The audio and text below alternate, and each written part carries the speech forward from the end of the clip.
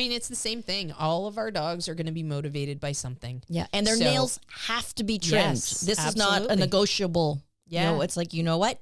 You have to do it. Absolutely. So what do they like that you can use in those scenarios? You know, there's probably a food that you can get that is going to be motivating for the dog. So like most dogs too, if you look for something novel, like licking peanut butter off a wooden spoon or licking cream cheese. Yeah. Or like, you know, my dogs think human food is the very best. Yes. So maybe I'm going to get a Timbit. So that's a donut hole. Right. Yes. Or maybe I'm going to make a peanut butter sandwich and I'm going to start to take a few bites of it. And the dog's like, oh, and then now I'm going to swap over and use my peanut butter sandwich as the reward. So a lot of times it's, you know, forego just the regular things and think out of the box for your reward. Absolutely. And it's just about teaching the dog the skill that goes along with nail trimming. So it's not necessarily that nail trimming itself is scary to begin with. So anything that the dog really likes will start to create that positive association in the nail trim.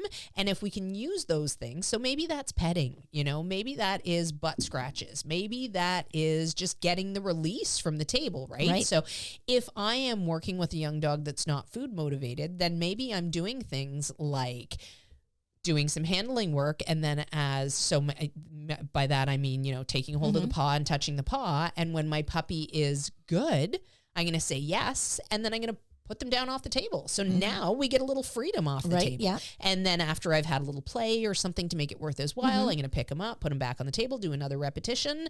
And his reward for being calm and still is that I say yes. And now we go and we have a little play, and then we go back to the still part. And that's actually if my puppy is really, you know, enjoying the play, which if they're not, I'm going to look for another tactic, you know, that makes it easy for me to get these repetitions in. But if they're enjoying the play, then they start to make those associations. When I hear yes in this scenario, it means I get to have that play again.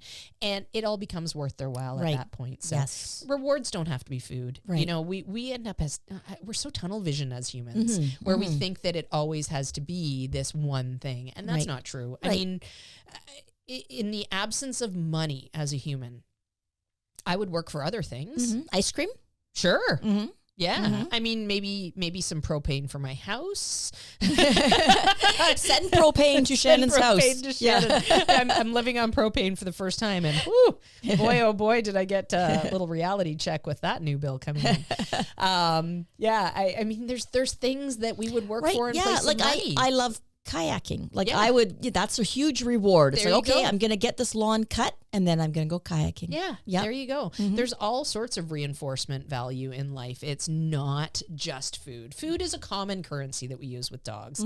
It's easy. It's readily available. And for the most part, most dogs will work for food. But when they won't, that's okay. Right. You just have to think outside the box. Yes. And it might mean you have to work a little bit harder. And that's okay. And if you're not sure, then it's time to find a trainer to help. Right. And also backtracking a bit too, I mentioned before, if your dog's overweight, they're not going to be hungry. And there's so many overweight dogs out there. Yeah. So, you know, be honest with yourself and check your dog's body condition. Yeah. Absolutely. And that's so important. I actually have a blog post that I've written on our mccandogs.com page called Why is my dog fat? Or is my dog fat and how did that happen? Or something like that. Right. And it goes through some of the common reasons that dogs end up being overfed. And I think it's a fairly valuable article.